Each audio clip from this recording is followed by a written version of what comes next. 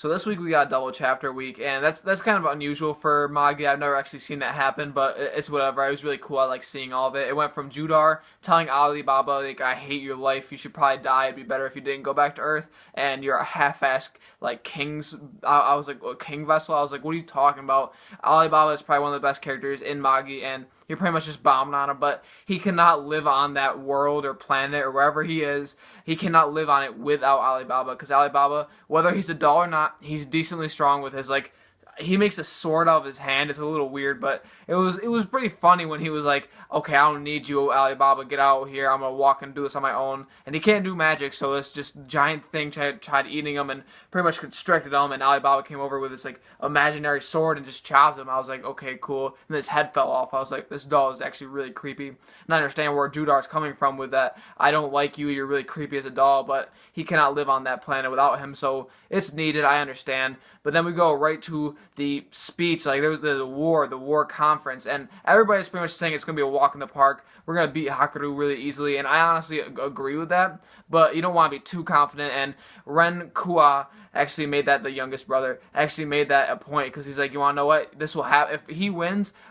Kuen will actually die, and then everybody, like, it will just be completely different, and we'll be looked as the rebels, and I'm just like, that's right, you don't want to get too confident what you do or cocky, because if you lose, everything's on the line for what you guys are doing, and most of you guys will probably die if he wins, so I definitely see underestimating Hakuryu as a problem, because he's obviously going to pull something out, because he cannot just go with only Belil and Zagan, because he'll definitely lose with that, because Renkuen's Jin is really strong, like the three that he has is really strong, so I don't see him winning with just those two, and there's a whole bunch of Jin users too, so there's nothing that he actually has above them other than his secret weapon that I know he has, because he's definitely looking scary. This chapter, he actually looked really scary, and so I was just like, okay, he's ready, he's about to do something really sick, and I'm waiting for next chapter because that's when the war begins. But overall, my favorite Ren is obviously Kumi. He's the guy that can, like, use his fingers and, like, transmit stuff through everything, and he's actually really cool. I like his, like, he's very good with the dialogue. I like what he says, it makes sense, and now I think he's the general. I don't know what happened to Kuen, but he's the general currently, and I'm really pumped, and he's going to be obviously a really good war leader, because that's who he is, and they all gave him a speech, and he's like, we will win for sure, but you don't want to be too confident like the last one said, and he pretty much just corrected it, because, like I said, if Hakuryu wins, everything's over for the Ren family, so it's all on the line here, and the war starts next chapter, and I cannot wait for that chapter. And the odds of the fight is definitely in the Kuen's favor and the Ren's family in general, because there's 5 Jin users against 1 Jin user, and one has 3, and then the rest of them just have 1, and then, you know, Hakuryu only has 2, so it's just like, it's obviously going in the 5 people's favor, because no matter how strong Hakuryu is, he's not stronger than that, and he obviously has that one girl that we found out that's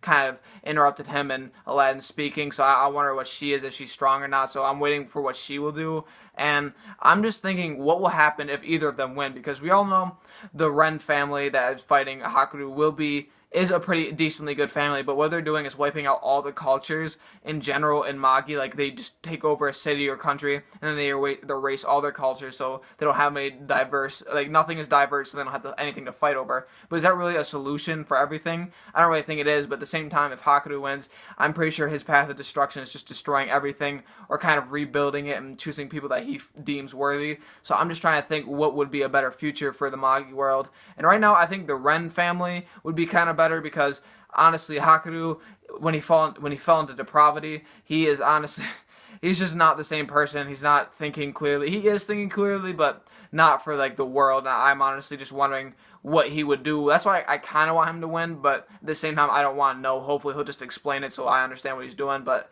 I'm going to root for the Ren family, and obviously, I think they're going to win. I mean, Kuen could probably take out his whole entire army by himself.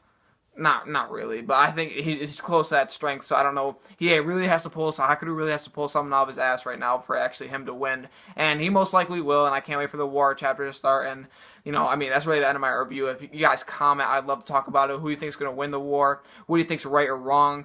Hakuryu or the Ren family? Just let me know. If you like my review, like it, subscribe. I'd really appreciate it, and tune in next week to my next Magi review.